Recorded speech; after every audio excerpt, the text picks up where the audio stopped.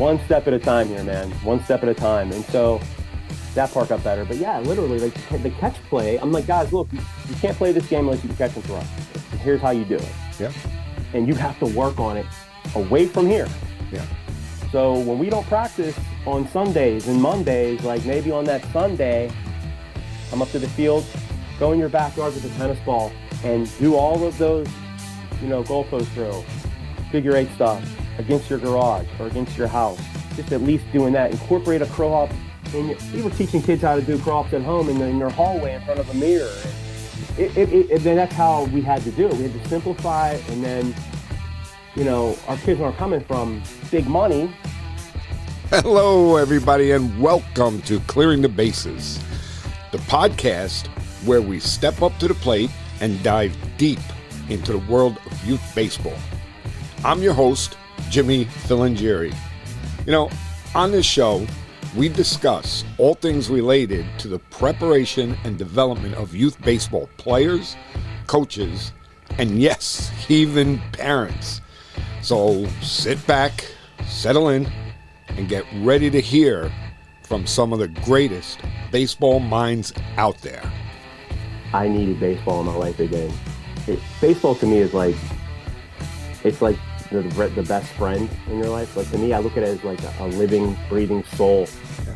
It's always been there for me, man. In every situation, whether my dad passing away or needing it in my life, like it was always there for me. Yeah. And it's always lifted me up. And I'm like, it's not just lifting me up. The kids are lifting me up. And as I grew as a coach, the ego went away and I got back into it for 3 more years after taking 5 years off. So you got to figure over a 24-year period, I had 2 stints off and I just kept coming back. To be able to reach the highest levels of this game, you got to work hard. You got to get in the cages. You got to do your strength and conditioning. You got to throw your bullpens. There's all of this physical stuff that you need to do, and you need to work hard at it. But don't forget that you also have to get better at the mental side of the game. And one of the ways you can do that is increase baseball IQ by downloading and using the 6-Tool app. For baseball coaches like you, every game brings measurable progress. However, game time isn't the time for trial and error learning. Instead, have a proactive approach. Use 6-Tool, the best baseball player development tool on the market. We provide a platform to level up your coaching strategy by helping you to quickly identify and address your players' knowledge of the game. By using our easy-to-implement interactive player quizzes, you can assess position-specific issues, overall baseball IQ, and much more. Win more games and develop better overall baseball players with effective off-the-field training. Visit us at 6-tool.com. 6-Tool. Get ahead in the game. Last July, I was going through my X account. I received a message. So I got a message from a coach that had said he'd been hired to work in a program, his alma mater, that had been a program that hadn't been doing well, and he was brought on to bring it back. Kind of like my situation that I was in when I was at Lord's High School.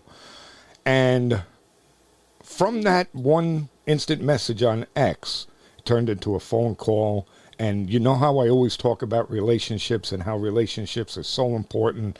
And this relationship was built from that day, and it's getting stronger and stronger. So today we have Coach Joe Capobianco. He is the head coach at Penn Hills High School in Pittsburgh, Pennsylvania, where he is leading the charge, like I said, to rebuild and strengthen a proud baseball tradition. Joe's been known for his passion for player development, and you know how important that is to me, and his commitment to teaching life lessons through the game. Coach Capobianco has become a respected figure in Western Pennsylvania baseball circles. Welcome to the show, Joe. Jimmy, you're the man. Thanks for having me on, man. I'm so just happy to. I mean, I listen to your show. Like, I'm a guy who listens to every one of your episodes, and it's an honor just to be on here talking with you, man. Getting to know you over the last, solid over the last maybe 7 or 8 months.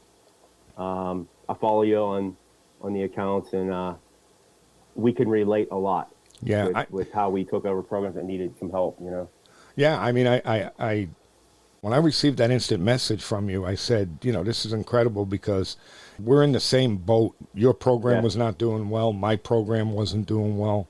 And we talk about it all the time. The relationships are what's important. So if I can help you and you can help me, and that's the way it goes. Like Clint Hurdle always says, man, locked arms. That's right. What the coaching community, if you're a dude, you're a coach that's doing it for the right reasons, man. We're locked arms. Yeah, yeah. Coolest thing about being a baseball coach. Yeah, and again, it's crazy with baseball coaches because it's such a cool fraternity that, once you meet a like-minded guy, that's it. It's over. You're friends. It's crazy. It's amazing. Yeah. That happens a lot.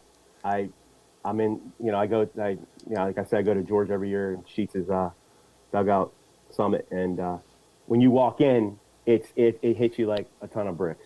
Yeah. Everybody is like everybody in that building, 100, 150 guys. Some guys might be more successful than others, but that doesn't matter. Like, you're all there for the right reasons, which is for the kids. Yeah. And it's awesome. Yeah. Yeah. And again, that's you hit the nail right on the head. I love that you mentioned that because it doesn't really matter what level guys are at. I mean, in your initial instant message, you mentioned, Butch, and you mentioned Sheets to me. And these are high level guys that, know this game inside and out. And yet they'll talk to you like you and I are talking right now.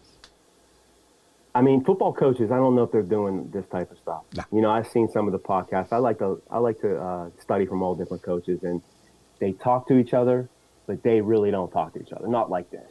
Yeah. Because they're keeping things from each other. That's their culture. That's the way it is, Baseball, nah, man. Yeah. It's a brotherhood in a lot of ways. Yeah, it really is. It's a wonderful thing. So, all right. So let's start with your baseball story. So I'm assuming you played high school baseball, and then I know you went on to play junior college baseball, right? Yes, I did. Yep. All right. So take us through that. What your career was like, and then how you started getting into coaching. Well, like most kids, I grew up in a family that was baseball oriented. My father was an absolute huge baseball fan. He played baseball. I used to watch him. He was 40 years old playing softball. I'm 10 years old, and I'm hanging out with these guys in the dugout. And I was always around the game. And then I grew up in Penn Hills, PA, which, at the time was just a very large, very well-run baseball community. So I learned the game. I had fathers who would come to practices that were mechanics. And they had the grease in their fingernails, and contractors, and they were teaching us the game. And you didn't realize it at the time. You thought it was like that everywhere. But those were the men that helped grow that passion for the game. So, growing up there, I played all the way to high school. We had a really good high school baseball team my senior year. I went on to play a local junior college team. And then after a couple of years, I kind of lost favor in playing. I was not in a really great situation in college. I had a coach that just showed up, didn't learn a whole lot from him. So I'm coming from a community which thrived on baseball, teaching, and all that. Learning, it was awesome. And then you go to a community college, you're thinking you're going to learn something. And I lost the love and the passion for the game. I just lost it. So I pretty much lost the passion and love for a lot of things in life at that time. I probably was depressed and didn't know it. And I stopped playing baseball. I stopped going to school. And I said, I'm going to work. I come from a blue-collar family. At that time, there's only one cousin that had a college education. So it was, if you're not going to play baseball, if you're not going to go to school, you need to go work. And so I worked for a few years. And then got into coaching, ironically, through my father, who at the time was coaching my brother's Colt League team, 15-year-olds, a bunch of 15-year-olds, and he said, why don't you come and help us coach? At the time, I was like, it wasn't something I wanted to do. I just, and he goes, look, you were a smart player. Now, my dad didn't give me flowers a lot, but when I heard it come from his mouth, and he's basically giving me my flowers and saying, look, you were a good player. You were smart. You have a lot to give these kids. I'm an old man. You're in relation to age-wise, you're only about 6 or 7 years older than these guys. They'll look up to you way more, and you'll relate to them way more than this old guy. Yeah. So I said, you know what, Dad? All right, let's do it. And that's when I started. I started in the spring of 2001, Colt League team in Penn Hills. We went on to win the championship that year. It was awesome, And I would say that it was probably a cool moment because I got to see my father in a different form. I got to see him around other kids. And by the time he was at that age, he became a really good coach. When he coached me and he coached us, he was kind of in the background and he kind of was just there to support. But he brought those kids together, and I learned a lot from that. And then in August 1st, we won the championship that year. And then, 29 days later, my dad passes away from a heart attack. So at that point, I said, okay, well, I had already I'd fallen in love with coaching.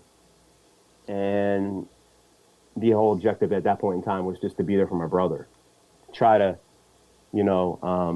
lessen the blow. Look, there was a hole left there, man. And I wasn't going to cover it, but I was just going to try to make sure that my brother was good. Yeah. And so that's how I got into coaching in high school.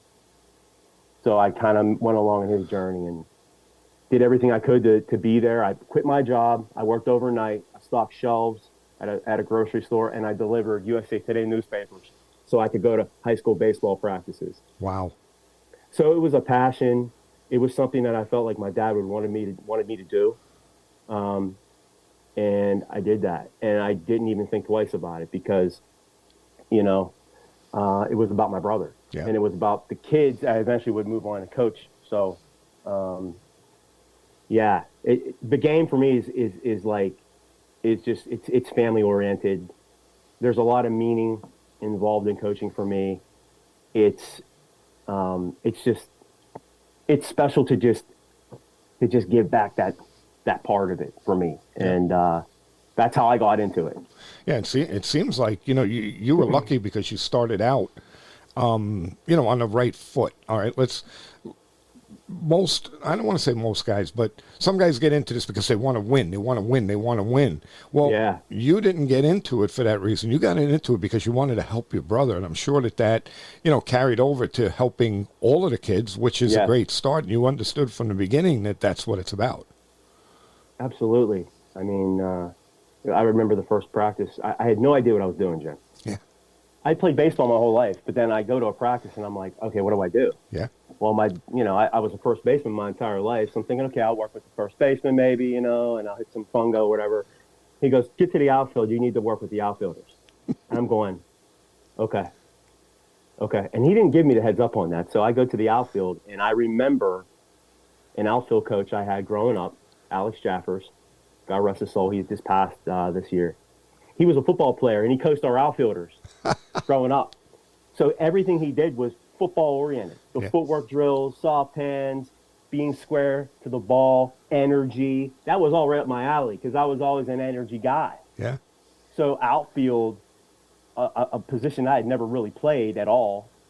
Played a little bit in high school, but never really played outfield. I just could remember the way Alex used to run our practices. And I said, I'm going to do that now. I have no other choice. And so after that, the kids saw it. It was different for them. I wanted to make it fun. And it just was awesome, man. That's what I did. And ironically, that's what I coached. So my brother he became an outfielder. I coached outfield for 14 years in college or in high school. So as an assistant. When you were an assistant in high school, it wasn't at Penn Hills, was it? Yeah, well, I started off in Penn Hills with my brother there for 4 years, and then I stayed on for another 2 more years. And then I said, wow, I'm not making any money because I'm still doing the overnight stuff. So I went to work for 3 years, and then it's like the Godfather 3 and Al Pacino, man. Just when you thought you're out, it just pulls you back in. And I'm like, okay, I guess I need it. Yeah. I needed it at the time. So I've been blessed because uh, the first head coach I worked under was my best friend, Matt Brash. And then later on, he had left, and my old head coach growing up came on. And then I worked for another guy who when I came back after having 3 years off, one of my good friends growing up, Ed Carr, took over the position. And I said, hey, Eddie, I need to get back. If there's anything I can do, I'll keep score or whatever. He goes, no, dude, you're working with the outfielders. And I'm like, okay, cool, let's do it. And so I was able to get back. So I've been blessed. I knew every single head coach I worked for at Penn Hills. I either played for them or I played with them or played for them. And so I was very, very fortunate because it's not easy getting at least I know in Pennsylvania, it's not easy getting on to a staff unless you're a teacher. Yeah. And so I went back for 5 more years after that. I became the third base coach, put the running game in, and I started doing a little bit more. And then, met my wife, my son was born, and I stopped coaching because, hey, I need to be an adult now. Can't be a kid anymore, right? So I was away for 5 years, and for as great as that was, I love my family. I love my wife. I couldn't do any of this without her. I needed baseball in my life again. Baseball to me is like, it's like the best friend in your life. Like to me, I look at it as like a living, breathing soul. Yeah.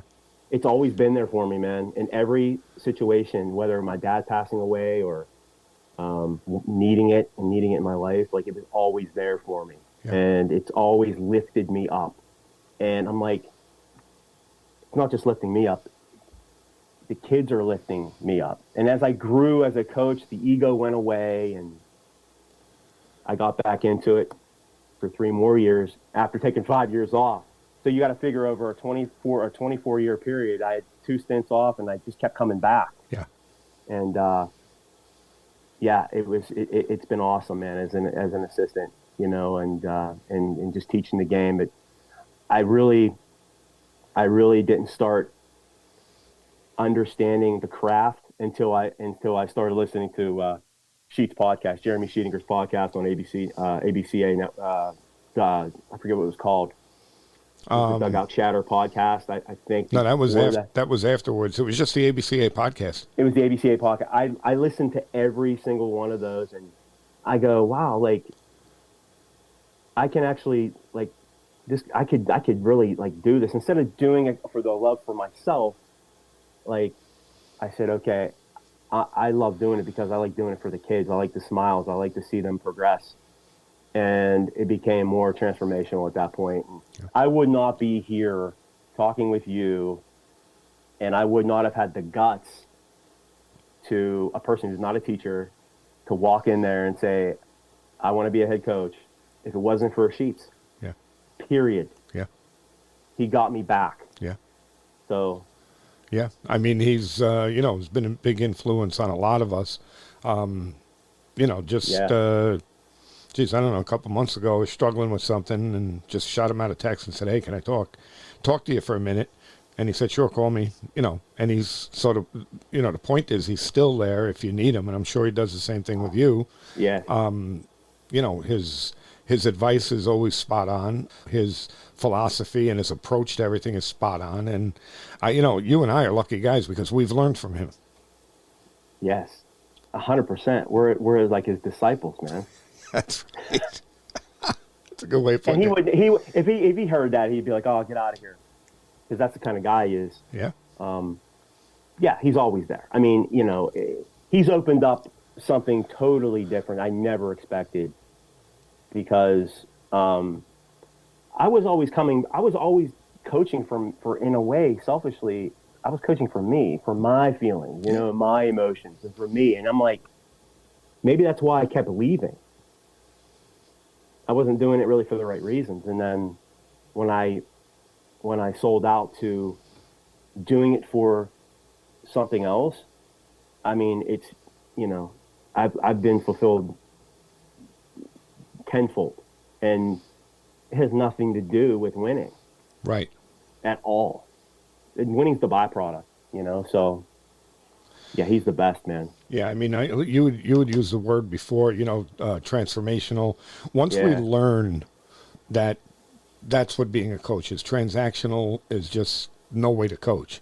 no, And once we learn that, okay, we build on that and we understand, like you said, I get more joy out of seeing a kid that looks like he had two left feet and you work with him yeah, for a couple of months and you get him and now all of a sudden he's able to, hit and throw and catch and do everything that he's supposed to do yeah. better than he did. Well, you want to know something? That's our wins. That's how we win. That's the W. Yeah. Absolutely. I've had, it's so strange. I would have players I would see after graduation, a couple years later, they'd be in college and they'd say, Coach Cap, thanks for everything you did. Like, I'm starting on my college team now. And, the things we were doing in high school, well, we're not even doing that in college. Yeah. Or all that long tossing you made us do. Like, I have the strongest arm on my college team. And at the time it was like, oh, that's awesome, man. That's great. I value those way more now. I don't think I valued them back then as much, but now I do because that's why we do it. I mean, I love when a kid comes in who hasn't hit puberty yet. He can't throw 35 yards, and I'm out there going, man, we're on the football field and we're trying to long toss and we're trying to get that arm stronger. And I'm old school, so we threw like every day. Yeah. And we did it in a smart way, but we threw every day. That's how our arm got stronger. And I never had an arm injury, by the way, but we threw all the time. Yeah. And then by the time they were a senior, they're throwing the ball 120 yards, and then they get to college. And I just wish I would have valued that more back then in those conversations because, it was always about like, oh, we didn't have a great team. Or, oh, we didn't win the section that year, or we didn't win the regionals or whatever. It was always about like, we weren't really that successful. Well, actually we were, because we were changing the trajectory, and we were using baseball and that passion to make them to at least be a small piece in making them better people, better students. And I didn't even realize it at the time. Right. Until I started listening to Sheets and all of those unbelievable coaches that he had on there, whether it was the junior college coach, whether it was a high school coach, or Tim Corbin. Yeah. It was all about relationships. And I'm like, man, I dropped the ball. I need to write this shit. And so those last 3 years of when I come back, those last 3 years coaching, I coached at a smaller school, Freeport, Pennsylvania. I really dove into the relationships, and I text those guys probably weekly. Right. I get a text from them or whatever. So like, Sheets was right, man. Relationship building and all that's number one. You got to sell out to your players. Your players are the reason why you're doing it. Absolutely. You're not doing it for yourself. And we all talk about the good relationships too, but like even the bad relationships, because we were trying. They just at that point in their life, whether the maturity level wasn't there and we weren't able to connect with them. Right. There was a kid my last year as an assistant coach at Penn Hills. His name was Cam, and we never saw eye to eye. And the kid had so much talent, unbelievable. Could have been probably the best hitter that we had there in decades. Phenomenal. Mm-hmm. Never went to class, constantly ineligible. I had so many heart-to-heart talks with him, and by the time he was a senior, I had honestly, it wasn't that I gave up on him, but I laid back, and he had a decent year or whatever. He was one of our outfielders, and we didn't have a great ending. He didn't mention he didn't say goodbye. The kids would say, hey, good luck to you at the banquet. He walked right past me, man. He didn't want anything to do with me. Well, I recently saw him. I go to a coffee shop in downtown Pittsburgh every Monday to meet up with a friend. And I'm standing there, and I see this guy walk in, and it's like a security guard, but an armed security guard, right? And I go, oh, okay. And I look, and I said, oh, my goodness, it's Cam. So imagine what I'm feeling. I'm drinking my espresso, and he walks in with a gun on his waist, and I'm going, I don't know how this is gonna go, man. So I go, Cam, and he turns around, and he looks at me. He goes, Coach Cap, and I go, and I went over and I gave him a hug. Yeah. I said, it's great to see you. And he goes, I just want you to know that I was just a real dork in high school. I was just not a good student. He goes, I understand all those conversations we had. They all make sense now. Yeah. And that was great. Yeah. That was cool. That's and that was a bad relationship that turned into something pretty cool, when I saw him months ago. Well, I've always said on the show, and I'm sure you've probably heard me say it a million times, is that just as long as they know you love them and you care about them, that's all you need to do. Yeah, sometimes they learn the hard way, but I mean that's. So you went through your coaching history a bit, and you were an assistant coach for a very, very long time. Yeah. So now you've been a head coach for going into your second year? Going into the second year, yeah. I was hired late last year. I was hired in mid-November. Okay. So it's about a year, yeah. All right. So in your first year, let's walk through. Tell me the challenges that you faced, because you had to have a ton of them. I can just say that, being from there and literally learning the game of baseball in my front yard, the position there is personal. It's personal. So I'm coming in with this mindset, like, here's how I want it to look. Here's what we're going to do, but when you're, I've heard this from so many coaches, head coaches, guys would say, you think you're going to do it one way and it ends up being the total opposite. It's not as easy as it looks. And yeah, you can have a plan, but you got to make decisions on the run. There are things that happen. I had none of this as an assistant coach. And I was told this so many times, but being that I was from there, I said, okay, we're really going to dive in. But what I didn't factor in was I didn't have any baseball players. I mean, I had no baseball players. We were a school that would consistently 25, 30 years ago, we had 80 and 90 kids trying out for a baseball team. We didn't have to worry about the rec association because we knew the kids were coming in. Well, I knew that it wasn't obviously as strong, and I knew we were going to have issues on, right off the jump. But I didn't think it was going to be as bad as it was when I walked into the first meeting and I had asked who the catcher was, and nobody raised their hand. Ouch. And so I'm going, okay. So that was like the first hint of reality for me. And look, I had prepared. I know where the community is when it comes to baseball and how and I tell you this, no one is playing baseball. And when I say no one, I don't mean that in a slight to the kids that are playing. I'm looking at it the way it used to be, and now it's complete 180. So, I had, in my first meeting, I had 17 kids there in a 5A school. In Pennsylvania, 6A. So, all the other 5A schools, they've got, 60 kids, 50, 60 kids. I didn't have that. So, and I knew that. But when I realized I didn't have any experience, I had kids who had never played the game before.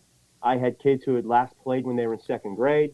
The new coach is here. I'm going to try this over again. And they are at the meeting. And I probably, of that group, I had 4 or 5 kids that actually have experience playing travel baseball or played for, 8+ years. They've been playing their whole life.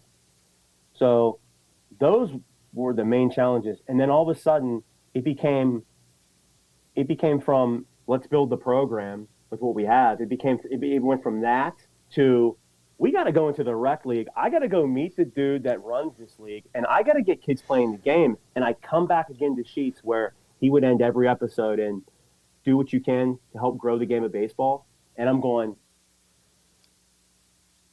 like, God works in mysterious ways. Yeah. I'm not here to win a championship. I'm not here to, resurrect the program right now. I need to build the game. And I put together a great staff of guys, and we are all on the same page. And I remember telling them, hey, guys, look, we have to have clinics. We have to get into the elementary school.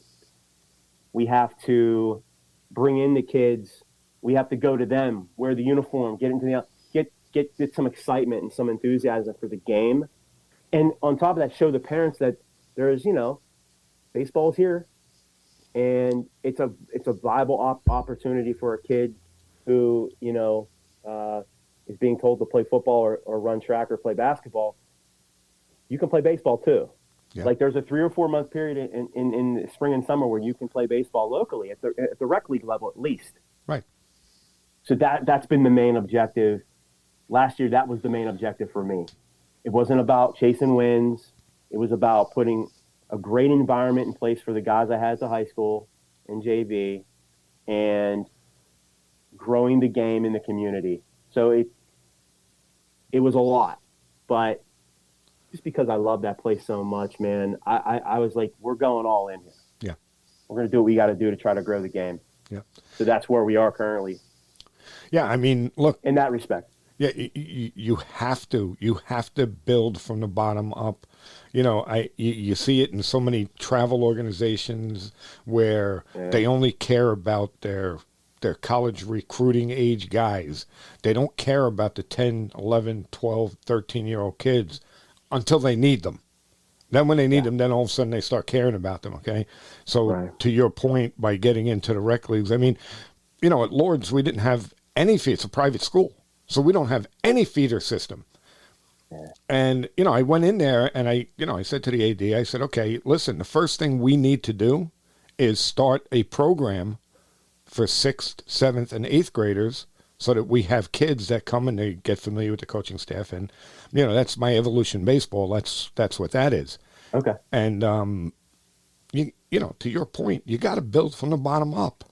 Yeah, for sure. And for me, it was, like I said, my mindset was changed instantly at that meeting, because I'm thinking, okay, I know I'm not going to have a lot of players, but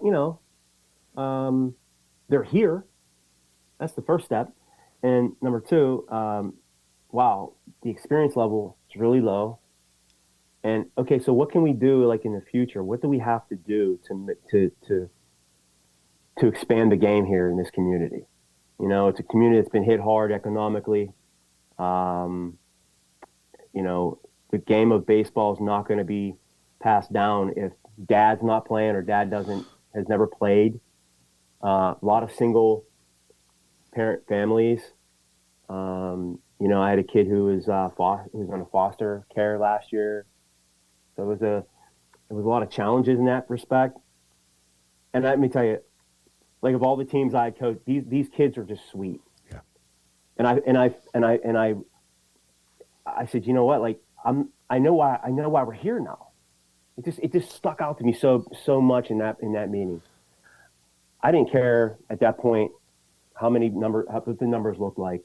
So that's like this situation is so unique where I'm at, is that we have an opportunity to make a difference in the community at the elementary school level and show them how special the game is.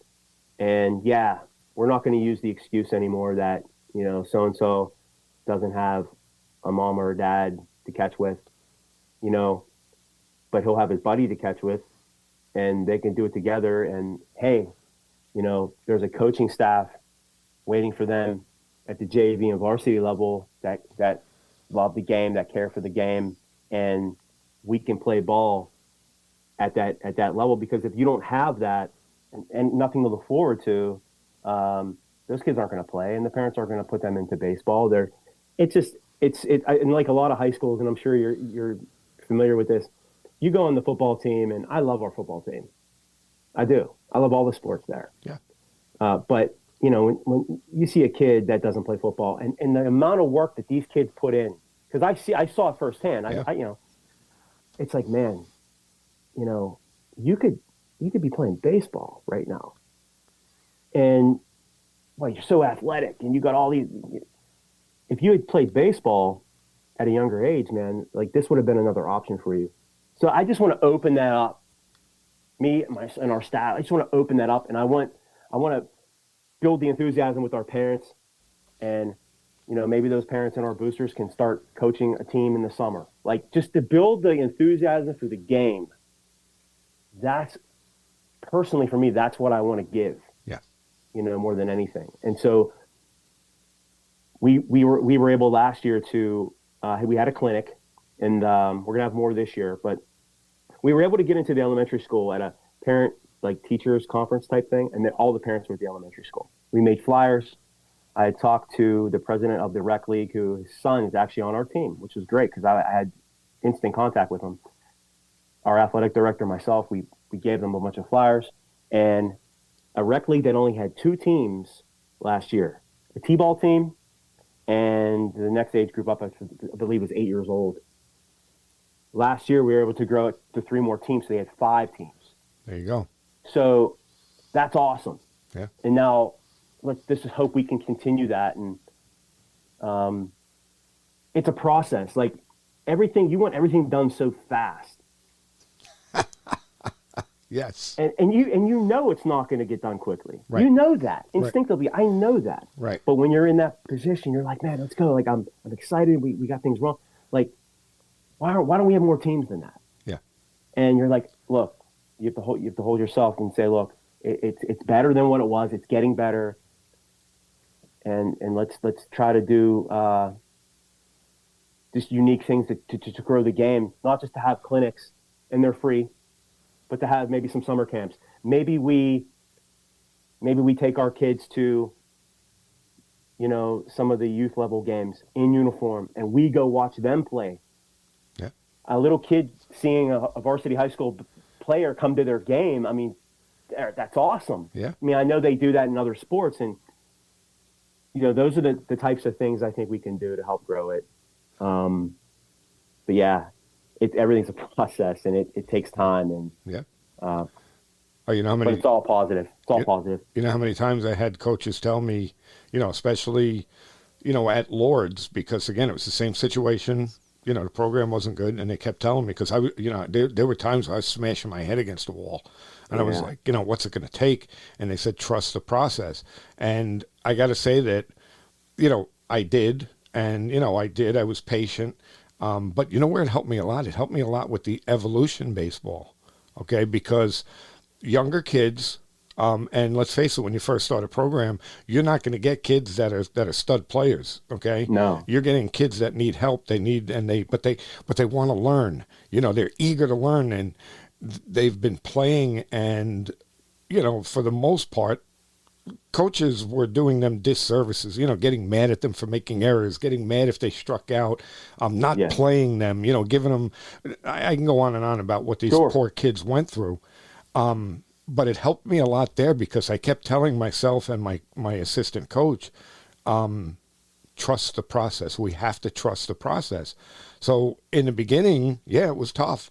But something? By the time we played our last game, which was not this past weekend, the one before, they looked good. They learned. They got it because we just kept doing it and didn't give up on them. And that's what's so important is that, coaches give up on kids. How could you give up on a 10, 11, 12-year-old kid? What are you, crazy? Well, there you go. That right there just it comes back into the ego piece. It comes back into what Sheets has always said. And Butch, these guys, it's about development. It's about, taking these kids that have the passion. I've heard guys say, you want the kid that walks into your practice and he's got the wristband on, or he's got the gear on, or he likes baseball cards. And the one thing that was cool about, and one thing I learned this year was, I remember I would buy food once in a while, like maybe once every couple of weeks I'd buy some food and we would just talk. It was a way for me to get to know them more as just people. Yeah. And I would hear they were sitting there talking about being in a fantasy baseball league, and I'm going, oh, that's cool. Like I didn't know that. So like you get away from, oh, this kid's ability level and what's his projection and all this other stuff. It's like, man, that's silly. That's silly. Yeah. You want the kid that loves the game. That's how you build things, and who knows, like the biggest thing would be like if these kids get to be my age and they're coaching their kids the game, and they they didn't have a shot to be on a team if we hadn't given them that passion, you know what I mean, and that belief that they could play. And we've seen kids who had never thrown a baseball, like in a setting like ours, like in a structured environment, just maybe against the wall or whatever. And somebody said, "Oh, you have a good arm," but they never played either because the parents couldn't afford to get them into a league, or they were intimidated because everything's travel baseball now, and you got to be a star and all this other stuff. So they just never played. After working with them for a year, consistently coming to practice, listening, and being coachable, like this past fall, we had a 8-week session of practices, and I just remember stopping practice and saying, like, to one of our players, Max, who had never played, I said, "Have you guys noticed Max?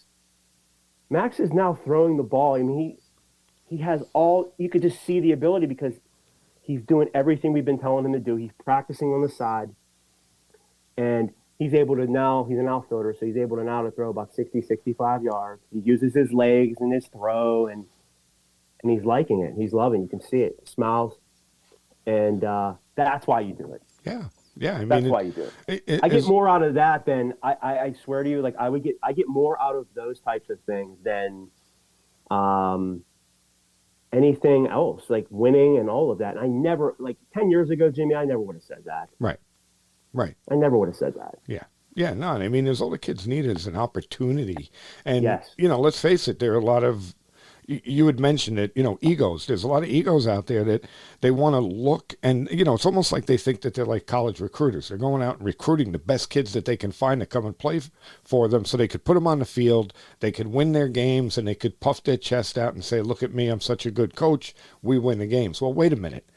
You take those kids that I have, okay, put them on the field, train them, and go out and win with them. Or if you're such a good coach, put them on the field, train them, and see if you can win with them. Right. Exactly. That's a coach. Exactly. That's a coach. And look, you know this more than anybody. You're getting these kids that don't have the experience. You're not just teaching like the physical nature of the game. No. Jimmy, you can't just learn how to play baseball when you're, in 10th grade and think that you're going to be you have to learn the mental part of it. You have to teach the approach at the plate. You have to teach the cues that you go through at the plate. I had to dumb it. That's another thing. I had to dumb everything down. Yeah. And, it's actually, I believe it's helped make us all on our staff better coaches. Yeah. It really has, because now it's like, okay, we have to literally teach everything. And that could be overwhelming. Yeah. And 10 years ago, there's no way I would have even lasted the season. I'd have been like, I can't take this. I can't do this. I can't do this. Yeah. But you had said something that, again, when I first went to Lourdes, okay, about dumbing things down. Yeah. We were running a practice, and I was doing a 4-corner rundown drill. Okay. So, there's a rundown between home and third and second and first, and this is all going on simultaneously. Okay. Yeah. And it was a mess. It was a mess. I mean, I couldn't do it. Right. Yeah. And I'm getting frustrated because I'm like, you guys are high school varsity players, and you guys can't do this, and I'm getting, one of my coaches came over and he said, "Hey," he said, "we got to dumb this down." So I said, "What do you mean?" He said, "Let's go back to Little League." He said, "And we'll do one, just one group at a time until they get, then we can go to the," and I was like, "All right, you know what? You're right." So to your point, yes, sometimes you got to dumb it down and then build back up again. We had to do that. Yeah. We absolutely had to do that. We were going through rundowns in the same scenario. And we're of course, because of football, we have an indoor, right? Yeah. Because football in Western Pennsylvania is king. Yeah. But you know what I mean? So they got, we're in this indoor facility, and we're lucky to have it. So we're doing rundowns, and I'm seeing guys 3, 4, 5 throws. Because at first I didn't want to say anything. I just wanted to see. And I'm just watching, and I'm watching. We're talking about kids who had been playing. Yes. Yes. Like, these kids were infielders. Yes. And the kids who have the experience, they're running these rundowns, and it's just like, 3, 4, 5 throws, overthrows, cocking the ball, all that stuff that you. And I'm like, what? I said, guys, I said, hey, we're not going to do that here. Yeah. Where did you learn how to do this? Yeah. And why are you throwing the ball 3 and 4 or 5 times? Like, you have 2 feet, you run him back, right? And you have to communicate. And like, so we had to go through, and it was a dumbing down. But I find that to be commonplace with kids who, and look, I'm not bad-mouthing travel baseball because there's a lot of really good travel baseball organizations. Yeah. But how could you have a kid who is a shortstop who's paying $3,000 and you're not teaching them how to do a proper rundown? It's probably because you're not practicing. Right. Because that's where you learn all this stuff. Right. It's either that or the coach doesn't know. He doesn't know how to do it. You know, because, again, I've gotten them where they make the throw over the runner. They don't create an angle. And it's like, exactly. You know, my head wants to blow up. Like, right. Nobody said, nobody ever told you don't do that. It's bad. Well, listen, like I said, I had 10 years ago, I'd have lost my mind. But, okay, we have to dumb things down. So now we have to coach them like they are 10. And we have to be patient. And we just have to keep doing it and over and over and over again. Every practice, we have to take 5 or 10 minutes to do this. We have to take 5 or 10 minutes and do the base running, just the primaries, where we want them to be. I wasn't getting involved with teaching certain ways to steal. We weren't doing that. We were just doing it the conventional way. Yeah. And everything had to be that way. Yeah. It was, I know that Sheets and a couple of guys, they have this new way of leading where it's a shorter primary lead, but they're kind of in motion. Yep. We weren't going anywhere near that, Jim, right? Yeah. So it was conventional with the lefty on the mound, 9 feet, right? 12 feet with the righty. What are you looking at? Yeah. What are you looking at on the mound? What are you focusing on? I had kids taking leads looking at home plate. So but it was cool because we talk every single day with these kids, and we talk about coachability, being coachable, and what that looks like, and all that. And so it's baseball, man. It's what we're there for. We're coaches. We have to coach the game. And in my situation, we have to coach the game at the simplest levels.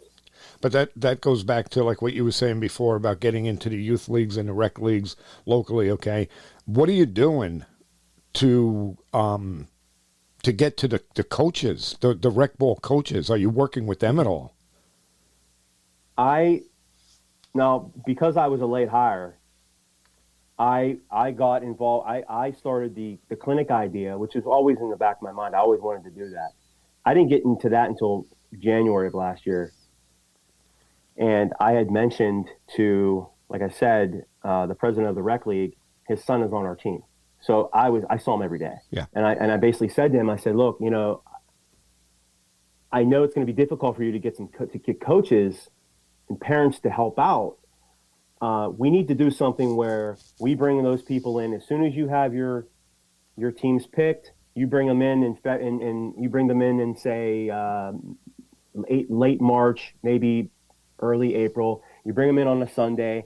We'll get them up in the computer room up at the school, and we literally go over some structural things and how you run a practice, how we run our practice, and then you invite them to your practice. And that's the thing too, is you have to be open to anything. Like a lot of coaches, we don't want any parents at our practices. No, it can't happen. Or we don't want the rec league here. Or this is our environment. That has to be completely finished where we're at. Yeah. We're inviting everybody. Yeah. Because we can't grow the game we can't do it ourselves. We need the community. Yeah. We need people to take the next step into this thing. And so I had mentioned that. So that's something that we're going to do. Right, like you had said before about in your practices dumbing it down. Okay, so if you can get to the rec coaches, and I've been an advocate for this for years. Okay, it was one of the first shows I ever did was coaching the coaches. I remember. Yeah, we have to get to the coaches, and we have to. Again, we don't need to teach them what you and I know. the complex parts of the game, but we do have to teach them, like you said, leads off of first base. We have to teach the coaches how to do rundowns correctly so that they can teach the kids, so that we don't have to dumb things down. By the time they get to high school, they already know because they're doing what they should be doing. Absolutely. I mean, Jimmy, it took 2 weeks to get a proper catch play going. Yes. Literally. Yes. You know, like we don't have much time to practice. After I'm done taught, we go through mindfulness. You know, we have our stretch. First of all, I talk to them for about 5 minutes about the previous day, how their day has been. I get to read them. Yeah. I get to read them and how their day is going just by that 5 minutes. Yeah. What I'm saying doesn't even matter. I'm scanning and I'm seeing, okay, who's having a bad day today? Who do I need to be on top of? Then we do the mindfulness. Then we do our stretch. So that's 20 minutes. Then we start catch play, and we get a good 15-minute throw in or whatever. Well, our throws were becoming like a half an hour because I was stopping, but I was okay with that. We had to be that way, and it took 2 weeks. Yeah. Because literally, we have kids catching, and you have kids talking, which we had to eliminate because you're missing reps, right? Yeah. So we had to explain, like, hey, we're not here. This isn't social hour, you know. Yeah. And so you're explaining working your feet into your throw and catching in the middle of your body. Don't letting the ball bounce. Run up, catch a ball, get back to your spot. You know. So we broke them down doing our goalpost drill, and then we did the figure 8 stuff, and then working your feet in for the smaller guys, incorporating the crow hop and teaching the crow hop. It took 2 weeks, and I'm like, we're going to be playing games in 2 months. Yeah. But that was the competitor guy in me. Right. And every single practice I had to say to myself, okay, look, one step at a time here, man. One step at a time. And so that part got better. But yeah, literally, like the catch play, I'm like, guys, look, you can't play this game unless you can catch and throw. And here's how you do it. Yeah. And you have to work on it away from here. Yeah. So when we don't practice on Sundays and Mondays, like maybe on that Sunday, come up to the field, go in your backyard with a tennis ball and do all of those, goalpost drill, figure 8 stuff against your garage or against your house. Just at least doing that. Incorporate a crow hop we were teaching kids how to do crow hops at home in their hallway in front of a mirror. And then that's how we had to do it. We had to simplify it. And then, our kids aren't coming from big money. Right. So there's no secondary coach. There isn't a guy that they can go to. There isn't. Now we have a couple of kids that do that, but the majority of our kids aren't doing that. So they have to do this on their own. Yeah. And so, boy, I tell you what, it was unbelievable. But that's the beauty of it, man. Yeah, that's the beauty of it. And I always come back to like the Mike Tomlin quote. Like Mike Tomlin, I like his. I mean, I look at all kinds of coaches, but I like when he says, like, we're not afraid to coach. Yeah.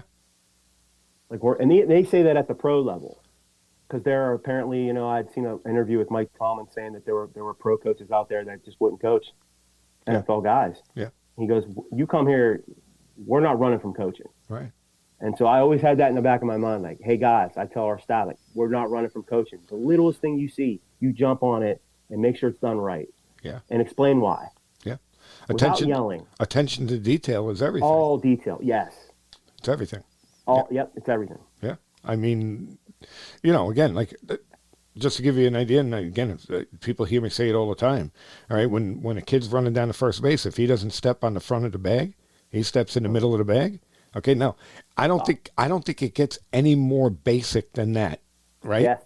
You're running where your foot goes on the base. Okay, so again, we'll stop and we'll say, okay, guys, everybody at home plate, all right, and let's go, and we'll drill it, and it's a simple thing because we got to, like, to your point with the catch play, okay, we got to get that right before we can move on to something more complex. Exactly. So I would be doing you a disservice, and then I would just you're going nowhere. Right. As long as you have, like, in your own mind, okay, today this is what we're doing. Here's my practice plan. Okay, this is what we're doing today. Okay, well, if that doesn't work out well, we have to stay on it. And so maybe that second part of our practice plan doesn't get done. And hey, so be it. That's right. So be it. We can't move on unless we get this, we have a good, solid, positive day doing that. Right. Whether it's one thing or two things or whatever. Right. But yeah, it's a challenge, man. But it's awesome. Yeah. Yeah. All right. So How would you define success for your Penn Hills team? Success would be coming to practices on time, wearing what you're supposed to wear, high-fiving your teammates, talking it up during games and practices, great communication, getting the grades you need to get. You know, we want them to be able to believe in wanting to be better. So those little things, and I know there's guys probably on the call listening to this and they're thinking, really? That's how you look at success? Well, yes. Because without that, you can forget about all the other stuff.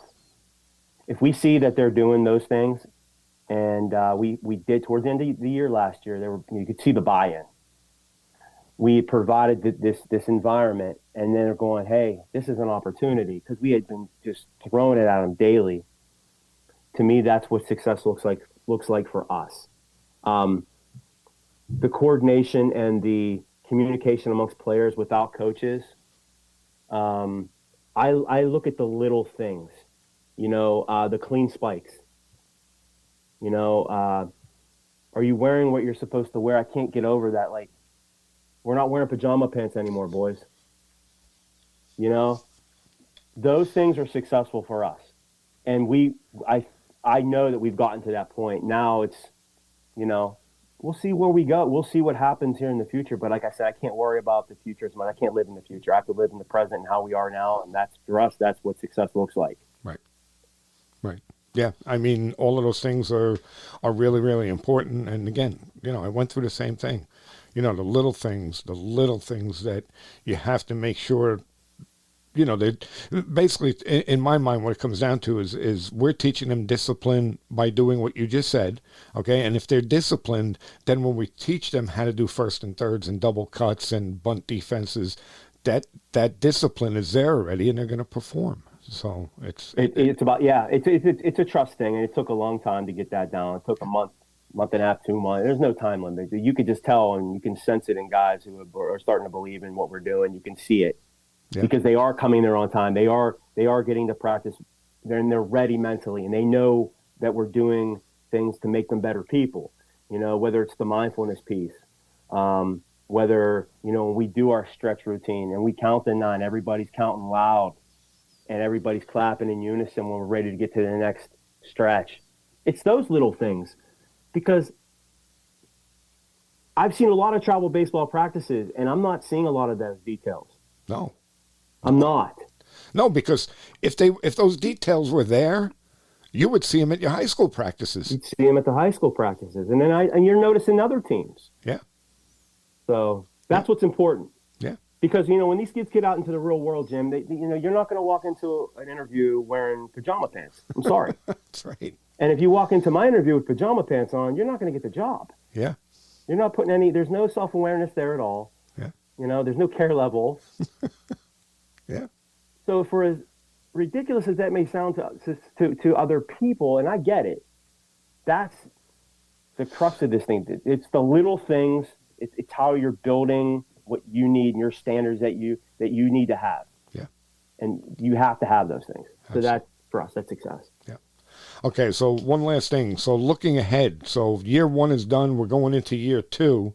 What do you see in the future? Year 3, 4, 5. What do you see? Well, I see things that other people would think I'm crazy. I see a flux of kids. I see a rejuvenation of baseball in Penn Hills, and I'm not talking about 80 or 90 kids the way it was. I don't think we're going to ever get to that point. Don't say never. But if we did, that'd be fantastic. Yeah. But I'm seeing an influx because what I've noticed is those kids that have never had the opportunity to play on a team, an organized team, by the end of our season last year, I can't express enough how much belief we saw in those kids. Yeah. And we're talking about kids who, they don't play in the summer. They have never played on a team in their life. Wow. They've watched the game on television. They may have had an interest, but maybe they didn't have a father that threw in the front yard with them. They're seeing how much we love them, and they're seeing all we need to do to make it right. Like, I always look at our 4 years with them. This is like their college year. This is, we're going to go above and beyond to get the best hats, to get the best uniforms we can get. We're going to involve the alumni more. It's an enthusiasm, because I'm an enthusiastic person. So that's what I'm hoping for in the future, is that in the next 3, 4, 5, 6 years, that enthusiasm that we're putting in today, we start seeing the enthusiasm in them at our clinics and our practices. And then we start seeing it in parents. And then hopefully we see it with our district and our ID. And they look at baseball and they say, we have a special thing here.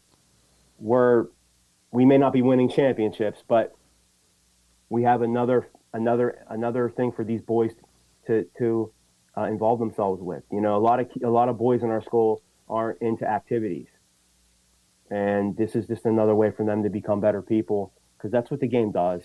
It provides you the failure it needs and it takes to create the type of character that you need in the real world, especially in today's world. Yeah. So that's what I see in the future. I see more kids. I see enthusiasm, and I see it generating throughout the community, the district, the AD, everybody involved, and that's what all we can hope for at this point. You know, is that we can grow the game in that way. Well, I can tell you, you know, from what I know about you, that you're headed in the right direction, and you're listening to the right people. I mean, that's for sure. You know, Sheets, Yeah. Chaffin, and you know, whoever else. You know, You? might. I wouldn't put myself in the same category with them, but you know, Nah, you're part of that, big man. you're listening to the right people, and you know, a good friend, Scott Stelz, who's, a matter of fact, if he hasn't already, in the next couple of days, being inducted into the New York State Baseball Hall of Fame, who's a friend.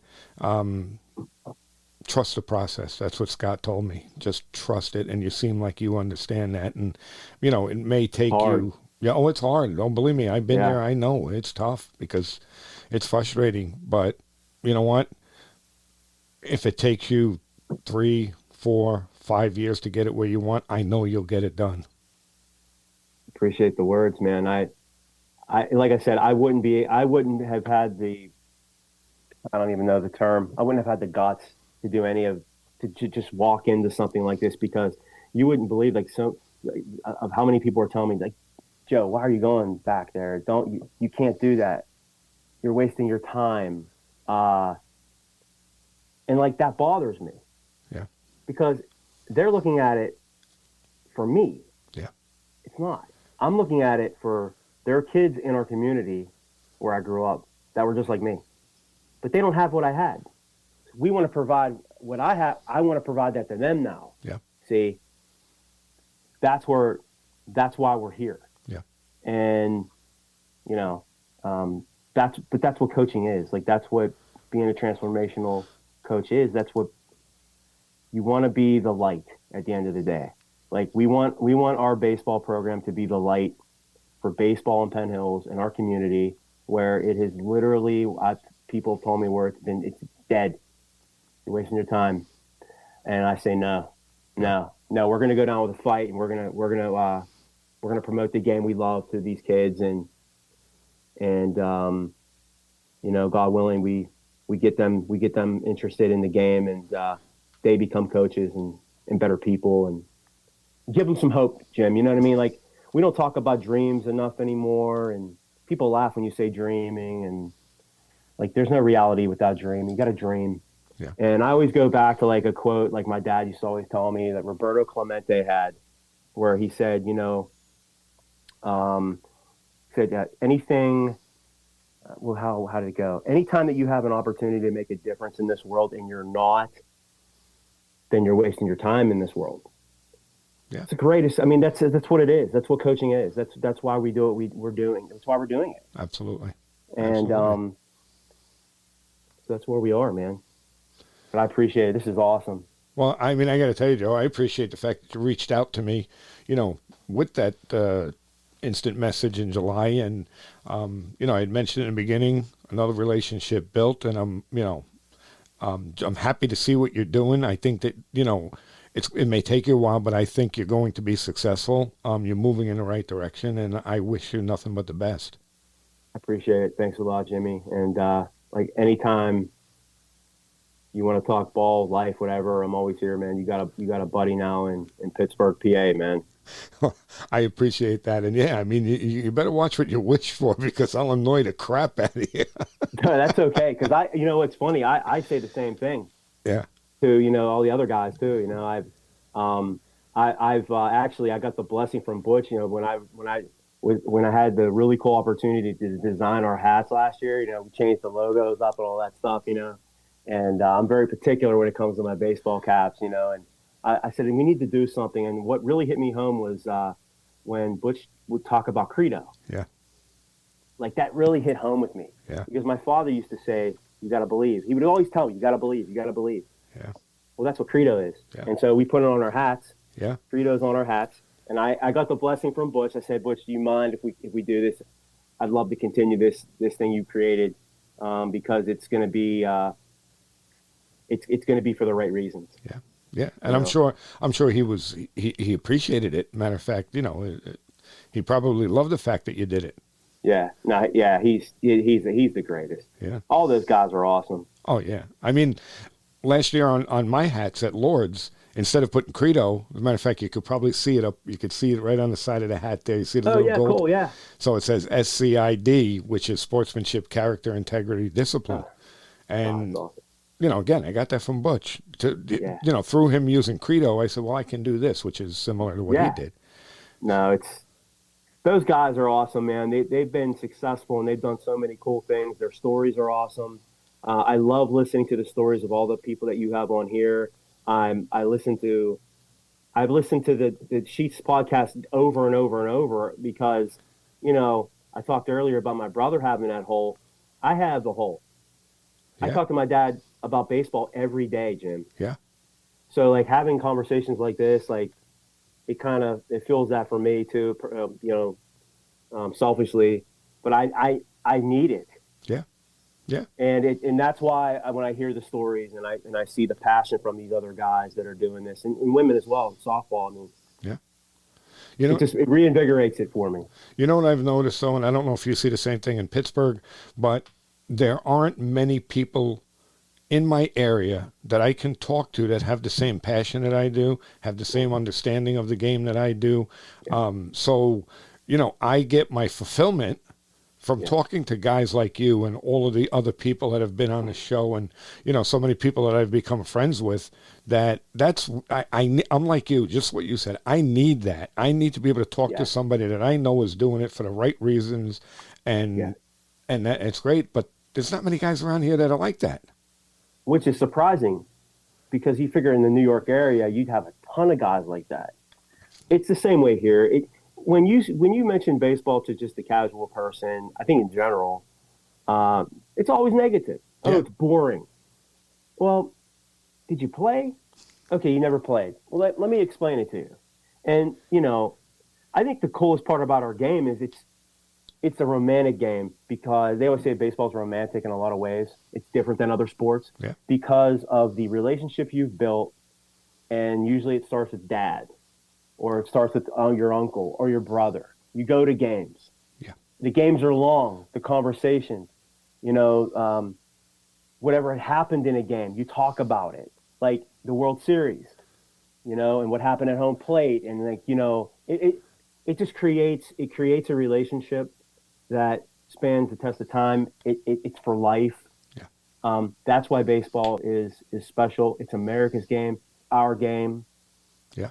Even though it's international, and I love that. Yeah.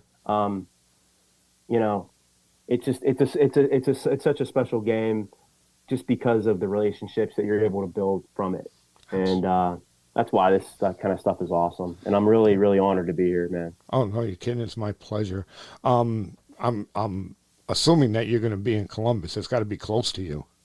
Yeah. So, like you, I always pick one. I always go to Sheets' Dugout Summit in Georgia. Right. So, I have to I have to pick either or, and I usually go to that one because just because I love Sheets, man. He's the man, and this will be my 5th year going down there, but I will eventually get to the ABCA event. My brother, who coaches in college, he goes every year. Okay. But I really like the close knit part that Sheets provides. Yeah. And so I'm definitely going to get to the ABCA at some point in time, but it'll roll back around to Columbus, I'm sure, here soon. But who knows, Jim? You never know. I could wake up tomorrow and say, you know what? I'm going to go to Columbus anyway, because I'm that kind of guy. I can tell you that's why I never make it down to Georgia, for his Diamond Coaches Clinic, because next week I'm going to Austin, Texas with the ABCA. Then I've got going to West Virginia to do a presentation. Then I'm going to, I'm like you. You're all over the place. Yeah, I can't, I just can't do everything. Believe me, I would love to go down and see Sheets and sit there for that. That would be fantastic. I just can't. Maybe one of these years we'll get you down there. Yeah, it's fantastic. He does a great job, and yeah, it's really it's just like it's the ABCA, but just a little smaller. Yeah, and man, you get so much cool information, and then obviously because it's baseball, you get great conversation with all kinds of guys. Chuck Box, or when he was there a couple of times. Butch. I got to get him on the show, by the way. That guy's awesome. Oh yeah. I talk about bothering somebody. I think I may have retweeted his stuff like a million times. And I got a hold of him one time and I said, man, I really like when he talked about when he got to, I believe it was Texas A&M, when he was at Texas A&M. He talked about how they walked in, or maybe it was Texas. This is actually this past position he has now. He walks into the locker room and he sees different colored hangers in the locker room. And he came in and he changed that all out. And I'm thinking that's great. But that's all. I mean, but it's the details. It's that kind of stuff that just I'm a nerd for that stuff. Yeah. I love that, man. Yeah. So I did that for our uniforms. I have all red hangers. Yeah. And everybody's getting a red hanger, and that red hanger better come back. Yeah. When you hand that uniform in. Yeah. It's just the little things, man. Yeah. Well, again, Joe, I can't thank you enough for coming on. This was great. I mean, the time flew by, and I wish you all the luck in the world. I appreciate it, man. I wish luck for you as well. Safe travels in all your journey, man. Thanks. That's a lot. So anytime, man. Yeah. Anytime, give me a buzz. Yeah, we'll talk soon. Okay, man. Have a great one. You too. Now, there's a guy that has his heart in the right place and knows what it's like to build a program. Coach Joe Capobianco from Penn Hills High School in Pennsylvania. Joe was put in a situation where he's trying to rebuild a struggling program. And he kind of alluded to it when we were talking, where most guys would run away from that. But Joe ran towards it. Kind of like a first responder, building's on fire. The first responders run towards it. Everybody else runs away from it. And why would Joe run towards something like that? He would run towards something like that because his heart is in the right place. You heard him talk about it. Community. He wants to build the community baseball program because, like many others throughout the country, those community baseball programs have been decimated. Okay, so he understands the importance of trying to get young players to love the game. And, he's not trying to glorify anything, hey, we're going to get you a college scholarship, we're going to do this, no. What he's doing is he's just saying, hey, guys, why don't you come out and play? We'll have a little bit of fun. And whatever happens, happens. Okay, he understands the importance of relationships, not only with the community, with his players, which is really, really important. We talk about it all the time. Those relationships are everything.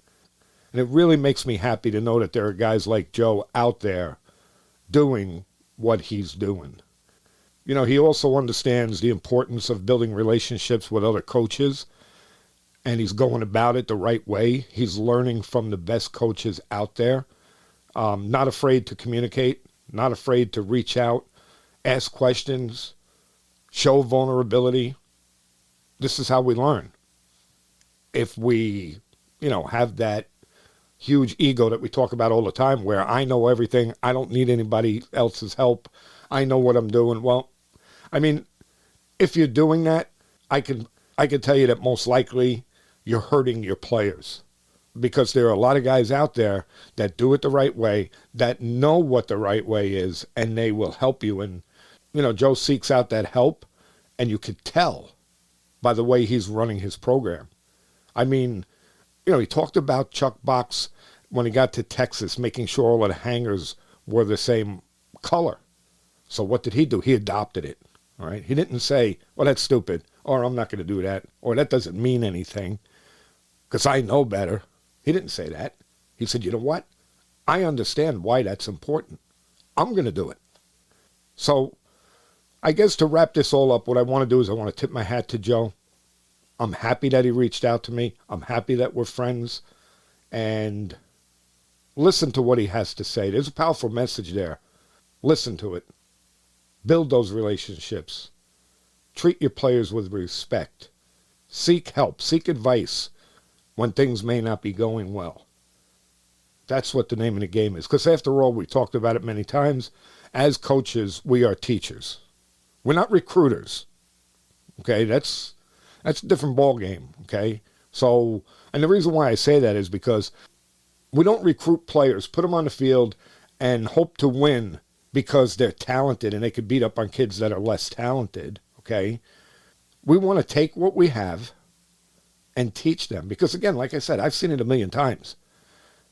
Talented players, very talented players, and I'm talking high school age players, they'll go on a travel team, and yeah, they're winning trophies and rings and all of it that doesn't mean anything, but they're doing it, okay? And then we get them at the high school level, and they know nothing about what's going to help them if they get past high school and they go on to the college level.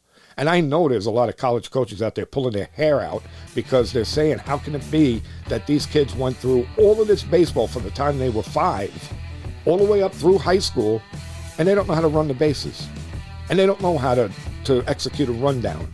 It has to stop.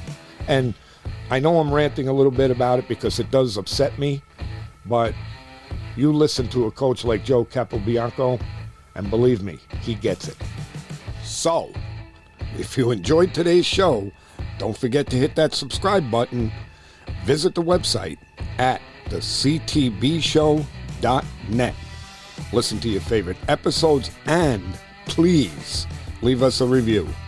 You can also reach out to the show on social media, X, Facebook, Instagram, YouTube, and get this, the old man has finally got us on TikTok. Keeps me young. And if you have any questions or topics you'd like me to cover, please drop us an email at clearingthebases@gmail.com. Your feedback helps us bring you the best content and reach more people in the baseball community just like you. And also, let me know if you'd like to be a guest. Until then, coaches and players, keep practicing, stay positive, and remember, people don't care how much you know until they know how much you care. Thanks, everyone, and I'll see you on the next one.